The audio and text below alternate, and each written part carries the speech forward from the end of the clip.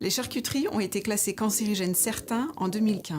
C'est un poison, une nitrite de sodium. Avec ça, on tue 50 personnes. La consommation de ces viandes est à l'origine d'au moins 4300 cas de cancer colorectal chaque année en France. Depuis plusieurs années, les nitrites utilisés dans les charcuteries sont source de débat. Cette capsule vise à offrir des informations plus en profondeur afin de mieux cerner un dossier fort complexe.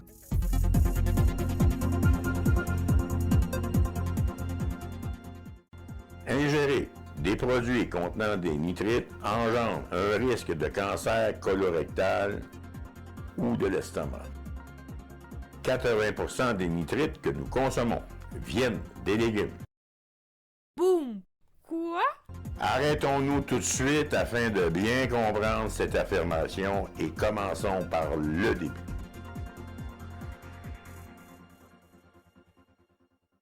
Provenant des animaux et végétaux en décomposition, des déjections d'oiseaux dans l'eau ou des chauves-souris dans des cavernes, l'azote se transforme en ammonium oxydé sous l'effet de bactéries et de champignons en présence de grande humidité. Enfin, il se transforme en salpêtre ou nitrate de sodium.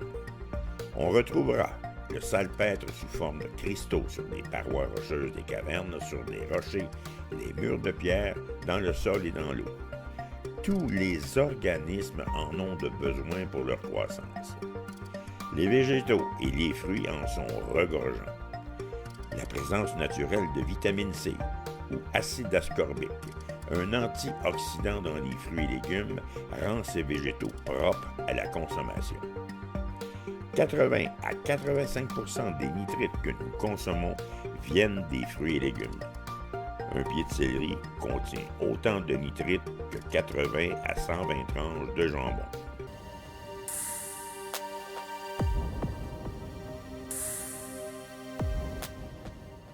À l'époque où l'homme contrôle le feu et la cuisson des viandes, des chasseurs se rendent compte qu'entreposer le produit de leur chasse dans des abris tels des grottes contenant du salpêtre, les viandes se conservent plus longtemps et que des maux digestifs disparaissent. Les nitrates seront à la base des 3 méthodes de conservation du temps: fumage, salage et séchage. Il y a 5000 ans, la technique du frottage des viandes est connue. Rome, pour la première armée professionnelle du monde, élabore les premiers codes d'utilisation des nitrites pour les viandes et salamis afin d'assurer à ses légions des réserves constantes de vivres. On récolte le salpêtre dans les grottes et sur les murs humides. Le salpêtre est puissant et réactif. Il est un des 3 éléments avec le soufre et le charbon de bois pour la composition de la poudre à canon. Le nitrate de potassium, absorbé ou inhalé en grande quantité, est nocif. Dans l'histoire, les charcuteries ont assuré aux populations les protéines nécessaires durant toute l'année, bien avant la réfrigération et la congélation. Les charcuteries se faisaient à base d'œufs, de volaille, de poisson ou toute viande. L'animal qui se prêta le mieux aux charcuteries fut le porc. Il est sociable, demande peu d'entretien, beaucoup de progéniture, il mange de tout, un taux de gras parfait et il s'élève facilement. Au 15e siècle, en France, en 1475, s'organisent les premières corporations de charcutiers. Il encadre les préparations et répand l'usage des techniques modernes de charcuterie. Ils sont aussi à la base d'organiser les salpêtrières, dont Paris est la plus importante de France. C'est au milieu du 20e siècle que l'usage des conservateurs est régi par un code de loi dans chaque pays.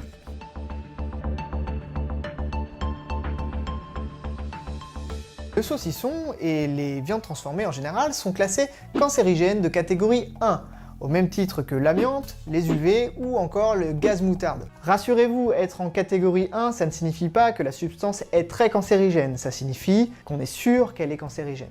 Un peu ou beaucoup.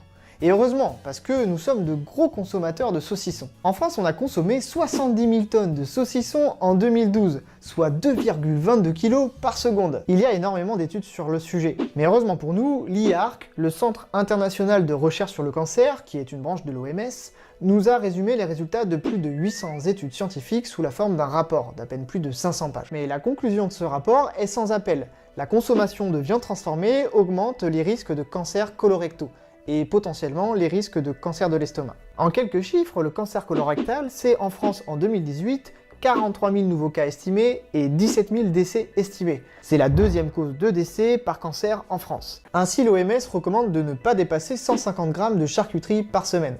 Alors, reprenons depuis le début. Le nitrite, c'est cette molécule, NO2. Cette molécule, en soi, n'est pas dangereuse, mais dans l'estomac, elle peut réagir avec ce qu'on appelle des amines et former des composés nitrosés. Parmi ces composés nitrosés, qu'on peut appeler des NOx, certains sont cancérigènes. Ils peuvent se fixer sur l'ADN et l'endommager, ce qui peut conduire à un cancer.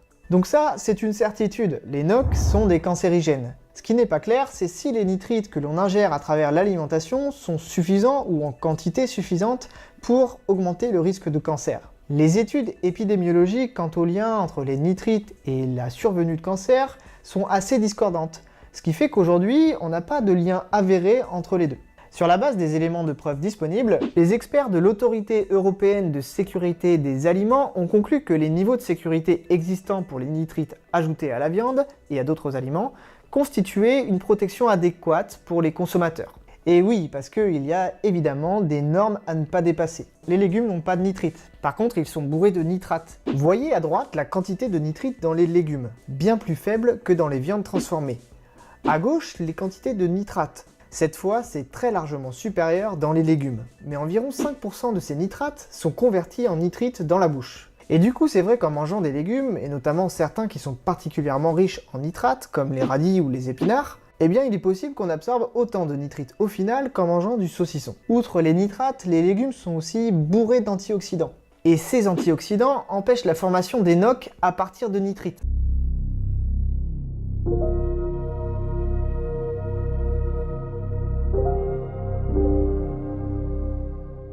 En charcuterie, nous reproduisons l'action antioxydante de la vitamine C en la remplaçant par de l'érythorbate de sodium.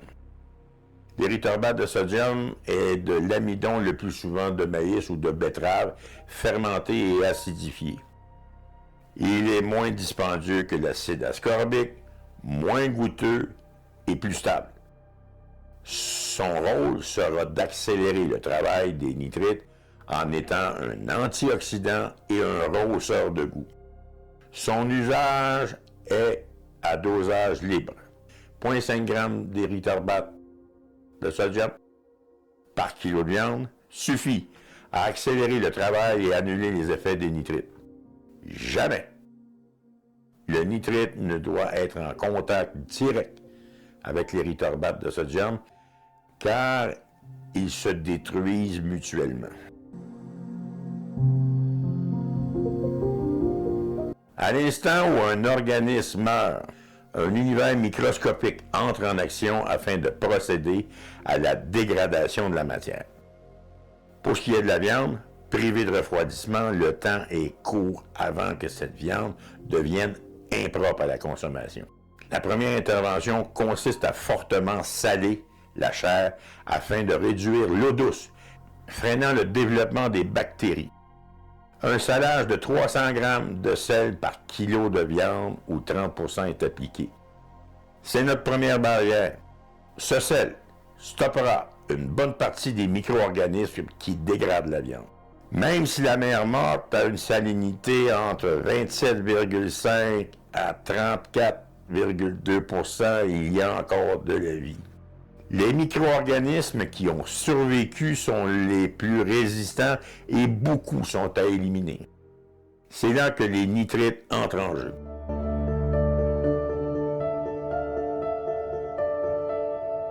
Les micro-organismes peuplaient la Terre bien avant nous et le seront bien après nous. Ils sont le moteur de la vie. Ils sont invisibles, inodores et silencieux. Une minorité sont néfastes pour nous et ont mis à mal plus d'une fois l'humanité. Pensez à la dernière pandémie.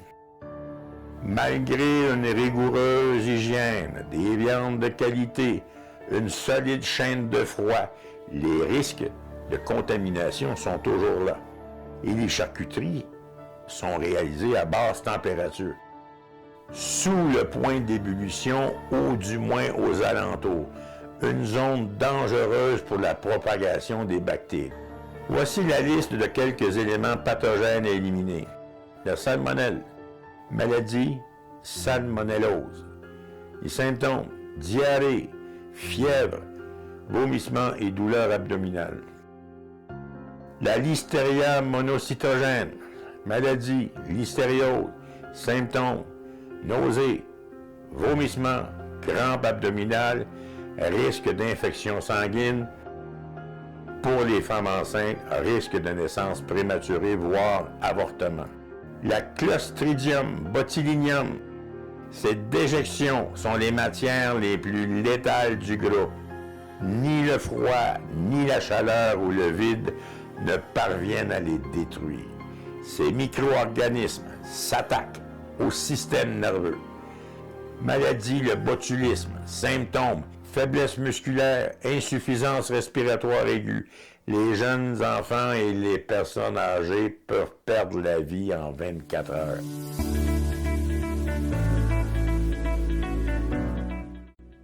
Lors de la mise à mort d'un animal, le sang est immédiatement enlevé à 95% et plus. C'est la saignée, afin d'assurer la qualité sanitaire de la viande. Ce qui reste, c'est une protéine ferreuse du nom de myoglobine. Au contact de l'air, la myoglobine s'oxyde et prend sa couleur de rouge à rose pâle. Bœuf, veau, porc et poulet. Plus le taux de fer est haut, plus la couleur sera rouge foncé. C'est la myoglobine qui s'écoule de votre pièce de viande dans l'emballage ou dans votre assiette. Là nous viennent les termes viande saignante, rosée ou bien cuite. Les nitrites retiennent la myoglobine.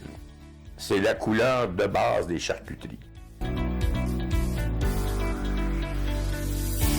Le nitrite est un puissant poison, une dose de 2 à 4 grammes peut être mortelle. Il vous sera impossible d'en trouver sur le marché sans fournir les raisons et votre identité aux autorités gouvernementales. Ce que l'on trouve sur le marché spécialisé, c'est un assemblage de sel et de nitrite qu'on appelle les sels nitrités. Pour exemple, sur l'emballage, vous allez voir sel nitrité 64. Ce qui veut dire, sur 100 grammes de sel nitrité, j'ai 93,6 grammes de sel nature et 6,4 grammes de nitrite. Il existe 2 variétés. Le numéro 1, pour des conservations de 30 jours et moins, travaillant en chaud, on parle de jambon cuit, mortadelle, saucisse, genre hot dog ou smoke meat.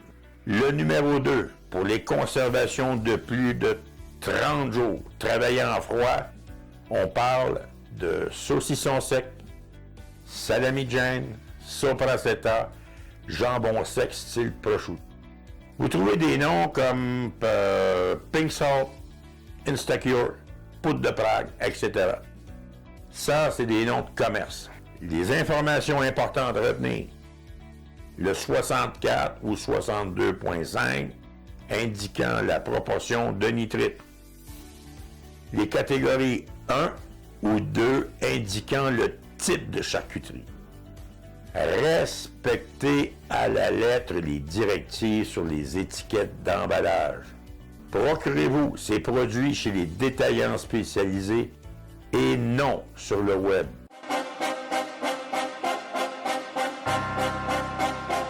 Au Canada, l'utilisation des sels nitrités est encadrée par la loi sur les aliments et drogues et le règlement sur les aliments et drogues. Les quantités maximales autorisées varient selon le type de charcuterie, généralement entre 120 et 200 mg par kilo de produits finis, avec l'obligation d'ajouter des agents antioxydants pour limiter la formation de nitrosamine. Les fabricants doivent utiliser des nitrites de sodium ou de potassium de grade alimentaire, clairement identifiés sur les étiquettes ainsi que le code. Des inspections régulières assurent le respect de ces normes et des sanctions sont prévues en cas de dépassement. Je suppose que vous n'êtes pas sans savoir que de plus en plus de produits marqués sans nitrite font surface dans les supermarchés. Mais ce qui n'est pas dit, c'est que les producteurs ont le droit d'indiquer que leur produit est sans nitrite s'ils le remplacent par un additif d'origine naturelle. Sauf que le plus souvent, c'est un bouillon de légumes contenant de la poudre de céleri, hyper riche en nitrate, qui va finir par se transformer en nitrite puis en oxyde nitrique, et former des composés nitrosés au même titre que si vous aviez mis des sels nitrités à l'origine. Face à la demande croissante pour des aliments sans nitrite ajouté, l'industrie propose des alternatives bio utilisant des extraits de céleri, betterave ou épinards riches en nitrates naturels. Ces nitrates sont convertis en nitrite par fermentation lors de la fabrication, jouant le même rôle de conservation. Les études montrent que du point de vue chimique et toxicologique, ces produits naturels génèrent autant de nitrite que les versions conventionnelles, mais bénéficient d'une image plus positive auprès du public. D'autres pistes incluent la réduction du sel, l'ajout de ferments protecteurs ou l'utilisation d'emballages sous atmosphère contrôlée. Un usage inapproprié ou un surdosage de sel nitrité peut entraîner des intoxications aiguës, notamment chez les jeunes enfants, ou un risque d'augmentation de formation de nitrosamine. C'est pourquoi seules des quantités précises doivent être utilisées, mesurées avec du matériel adéquat. Les professionnels sont formés à cet effet et il est déconseillé aux amateurs de charcuterie maison d'improviser sans connaissance approfondie. En cas de doute, mieux vaut opter pour des recettes validées ou des produits certifiés.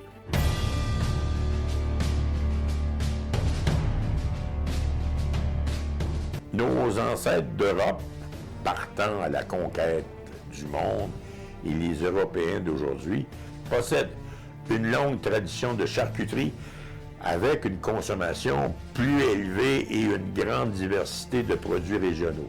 Par contraste, en Amérique du Nord, les charcuteries sont davantage industrialisées avec des recettes standardisées et une consommation souvent plus modérée.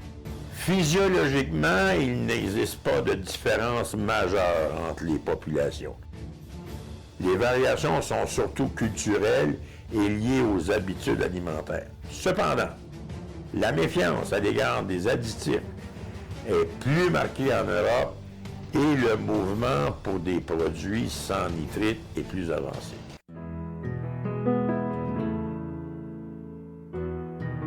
Les sels nitrités jouent un rôle essentiel dans la sécurité et la qualité des charcuteries, mais leur usage doit rester encadré. Plutôt que de céder à la panique, il est recommandé d'adopter une approche nuancée, limiter la fréquence de consommation de charcuterie, privilégier la diversité alimentaire, lire les étiquettes et faire confiance à la réglementation canadienne. Les alternatives bio existent, mais ne sont pas sans nitrite pour autant. En cas de doute, l'avis d'un professionnel de la santé ou d'un nutritionniste permet d'adapter ses choix à son profil individuel. J'espère que ce dossier vous aidera dans vos décisions de consommation ou de fabrication de vos charcuteries maison. Comme toujours dans mes vidéos, je continuerai de partager les méthodes et produits sécuritaires utilisés. Avant de vous quitter, je veux remercier des personnes qui m'ont donné accès à leur images et informations pour la réalisation de ce dossier. Michael Roth de la chaîne La Biologie fait des vidéos. Geoff Turner de la chaîne Just Geoff. Ils ont donné à mon travail une note scientifique et un goût de la France et de l'Europe.